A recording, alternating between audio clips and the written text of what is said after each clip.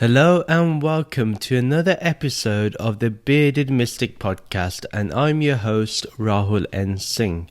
Thank you for taking out the time today to either watch or listen to this podcast episode. Today we will be continuing on with my thoughts on the Bhagavad Gita. If you would like to support the Bearded Mystic Podcast, please do sign up to the Patreon page. The details are in the show notes and video description below. Also, every Saturday there is a virtual free meditation class. If you would like to join, you can find the details in the show notes and video description below. Let's do a recap of the last episode. We began chapter 4 and we went through verses 1 to 8. Sri Krishna establishes the ancient aspect of his wisdom that he is sharing and explains how the teachings is passed down and then how it gets lost and loses its value. Society transforms and therefore changes, and Sri Krishna hints to us that this knowledge and wisdom also has to adapt accordingly. Sri Krishna also expresses how this highest teaching, this highest yogic knowledge is shared and beautifully understood through a deep friendship. So Arjuna also had a question about how could Krishna give this knowledge to the Deva of the sun millions of years ago. Arjuna was looking for a logical and rational answer because any one of us could doubt it. Therefore, Sri Krishna did explain that both himself and Arjuna have had many incarnations on this planet, but as Sri Krishna identifies himself with the Supreme Being, this formless awareness, he remembers everything, whilst Arjuna, who is still attached to his body and only sees himself as this current incarnation, has forgotten. Sri Krishna further on explains that Sri Krishna is eternal and can appear within matter at will. Because he is the immortal self, Sri Krishna expresses why he appears as an avatar, and this is due to the lack of righteousness on the planet. Let's start with verse 9. Listen, Arjuna. Anyone who understands and accepts the truth of my descent immediately comes to me at the death of their body and is never forced to take birth again. If we look at the complete verse here, anyone who accepts the eternal truth of the Supreme Atma, that they are this Atma and they are this formless awareness, and accepts that that is how an avatar appears in the world, they will automatically merge with the Supreme Atma. When he says comes to me, merges with him, that's what it means. Remember also that his descent as an avatar is also a form of Maya. It's a form of a transactional reality with the world, a form of the unreal, despite how pure and high it may be. Yeah, it may be great, it may be pious, it may be the greatest thing ever. Yeah, but still, it's a form of Maya. So if we get attached to the form of Krishna, we fail to understand Sri Krishna's true form, the true teachings that he's hinting upon. Like I mentioned in the last episode, there are a lot of people that misunderstand Krishna because of the way their sampradaya or their teachings of their gurus, they're misinterpreted and misguided people, sometimes deliberately. What we have to understand is that when we say this is Maya, we have to really understand it. Merely taking it upon faith that is not what is mentioned here. Remember when he says, whoever accepts the truth of my descent immediately comes to me, he's not saying this in terms of faith. He doesn't say have faith in these words, have Vishwas. The only way, if you want to immediately attain the Supreme Atma, the immortal self, the only way to do that is to fully understand how Krishna as the supreme knowledge itself appears, as the yogic wisdom itself, how that is one and the same as Sri Krishna. There's a very beautiful line that has been said that the Guru is the Gyan, the Guru is the knowledge, the teacher is the knowledge itself. Here Krishna as a teacher is the knowledge itself. When death does appear, one will automatically be united. Say before we die, we still live in some aspects of duality. It may be that at the time of death we will unite because we will remember that we are the Supreme Atma. We have to constantly work on this to remind ourselves. Also, one thing is, and it may come in a further verse. But Sri Krishna just says that whatever you think of last, you do become. Even if you think of Krishna at the time of death, you will become Krishna. You will become that supreme Atma. But I like to say, remember the formless awareness at all times. Don't bring a form into it. When death appears, you will automatically be united if you constantly remember this supreme knowledge. But we have to ask this one question.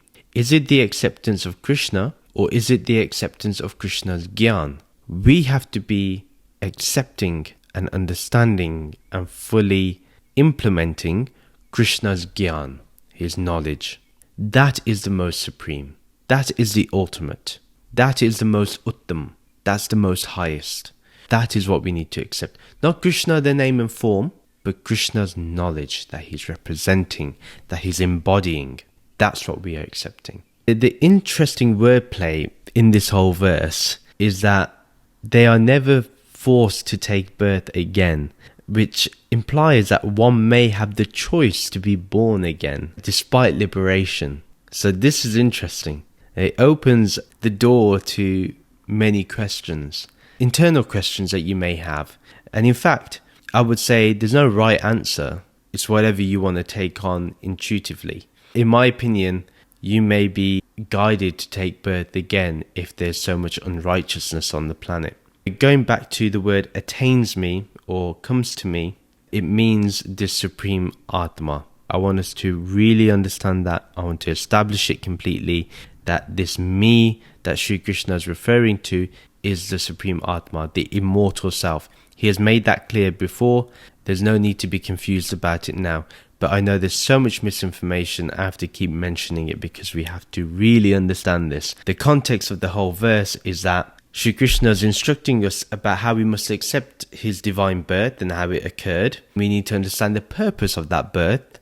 If we do that, then we can attain him at the time of death, because he is the supreme Atma and we are also the supreme Atma. We are this formless awareness. Therefore, we can get ourselves out of this cycle of birth and death. And that is the promise he is given here. Verse 10. Those who have overcome the effects of compulsive material desires, fear and anger, whose manas is focused entirely upon me, and who are completely purified by Gyan and Tapasya, attain to Madhbhav, the state of being that is the same as my divine nature. Again, this is a very non-dual message. If people still reject non-duality after listening to this, we misunderstood. There is no difference. Some people may say there's difference and non-difference with the Supreme. I disagree. There's no difference at all. Let's get to the first line. Those who have overcome the effects of compulsive material desires, fear and anger. Very clear that anyone that is able to get rid of these compulsive material desires that come up, they analyze it, they observe it, they take it through their vivek, their discernment, they look at the pros and cons of having those material desires. When they say effects of compulsive material desires, so for example, if by accident act upon their compulsive material desires, because you're in a state of balance, you'll be able to overcome the effects of those things. But you will not have compulsive material desires because you are fully assimilated to the Supreme Atma. You are one with that formless awareness. If you're able to transcend our fear of not getting those desires met and also get over the fear of death, that is important here. That person will transcend anger. As we know, anger is the cause of those unachieved material desires that distorts our reality because our material desires haven't been met. That person transcends the anger because it doesn't matter if those desires are met or not. We are beyond the effects of those things. And Sri Krishna says, whose manas is focused entirely upon me. Remember, the manas, the mind that has controlled the senses, now fully focuses on the Supreme Brahman, the formless awareness. That becomes everything. The manas, the mind, is completely there. The thoughts, emotions, senses, all are focused on the Supreme Atma. No longer does our thoughts go towards our senses, our thoughts go towards that formless awareness. That's not saying that the senses do not do their thing. They do, but we are not attached to it. We do not get influenced by it. We don't get the residue of it anymore. They can perceive only Brahman. That is their entire focus. In the next line he says, and who are completely purified by Gyan and Tapasya attain to Madhbhav, the state of being that is the same as my divine nature. This is amazing. When we say completely purified, it means that there is no residue of desires, no residue of anger, no residue of fear. There's none of that. There's no feeling of fear. There's no feeling of anger. There's no feeling of unmet desires. There's none of those things. That person has put their whole focus upon me. Remember, upon me meaning the Supreme Atma, this formless awareness. Completely focusing upon that. That is what happens. We are purified that way. So for example, we don't need to transcend our bodily senses.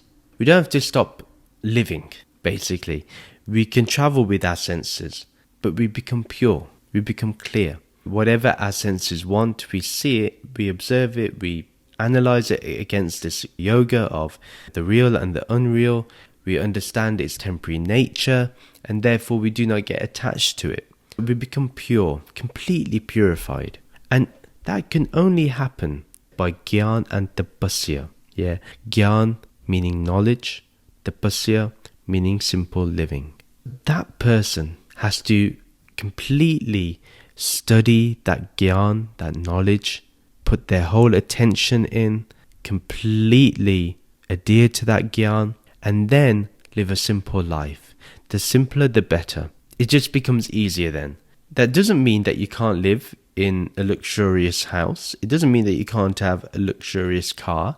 It doesn't mean that you can't travel in first class on a plane. No, you can do all those things. You can stay in the 5-star hotel if you must. The thing is, you can still live simply in luxury too. That's what I'm trying to say, because remember, Sri Krishna was also a king. He lived in opulence.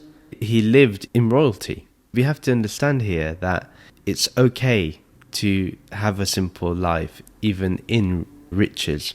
The other thing I want to express is, remember that the whole point in the previous episode we looked at adharma. And I just want to express here that someone who is living in wealth will always help those that are in poverty.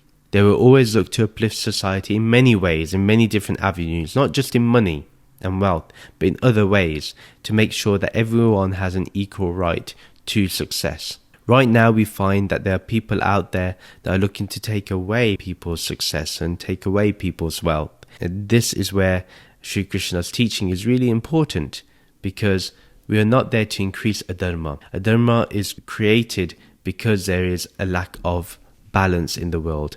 There's a lack of equality. There's lack of justice. When there's a lack of these things, that's when adharma is at its strongest. Therefore, Krishna has to take another birth. And that's why we have to have avatars take birth. Now, through simple living, we can achieve the highest. This simple living is when we may live in luxury, but we still remain in the formless awareness. We still remain absorbed in the true self, in the immortal self. And this is really what it's all about. Then that person attained to Madhbhav, the state of being that is the same as my divine nature. The sameness, the oneness of it all. We need to understand this. We are one when we truly are purified by Gyan and simple living, by knowledge and simple living. The same being meaning Nirgun Brahman. And that is the same divine nature as Krishna. Remember that. It's not different. Krishna and Brahman are not different. They are one and the same. You and Krishna and Brahman are not three different things. You are one and the same. It's all about focusing on wisdom and simplicity. And this is a resolute attitude that we need to have in the knowledge and what we need to have in our practical life. It's all about being as simple as possible. The simpler your life is, the less you have, the more you can focus on Gyan. Being simple is being wise. And that's how you get purified. Otherwise, if you're constantly thinking about things, constantly wondering about things, then we lose that spirituality. Constantly we look at the outward expressions of doing things, and that is the appearance of spirituality. But actually spirituality is what happens within, especially within the mind. This is where it all happens. Nowhere else. If the mind is not pure, there's no way you're going to attain the Supreme Atma. There's no way you can focus on the formless awareness. Impossible. If you're constantly thinking, oh, if you do this, then this will happen spiritually. Then we will get this. Then we will get this material desire. If I serve the sages, this is what's going to happen.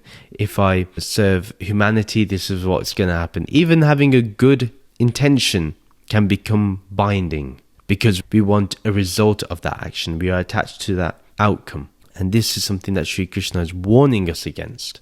The context of this whole verse is that Sri Krishna is explaining that those who get over their desires, who get over their fear and anger, who can focus on the Supreme, are completely purified through knowledge and simple living, and they attain that same Brahman, which is Krishna's own divine nature, state of being.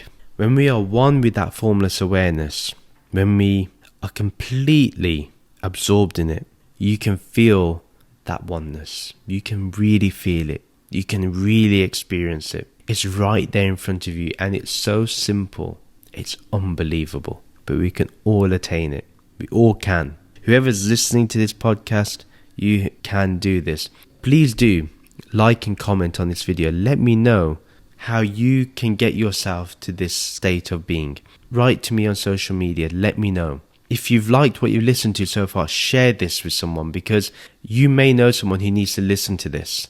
Verse 11, in whatever state of being a person approaches me, bhajami aham, I reciprocate and establish a relationship with them in that mood. In fact, everyone already has a relationship with me, even if they are unaware of its exact nature. Let's look at the first line.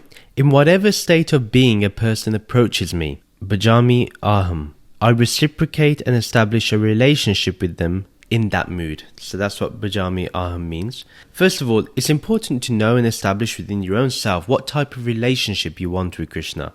So do you want one based in duality or non-duality?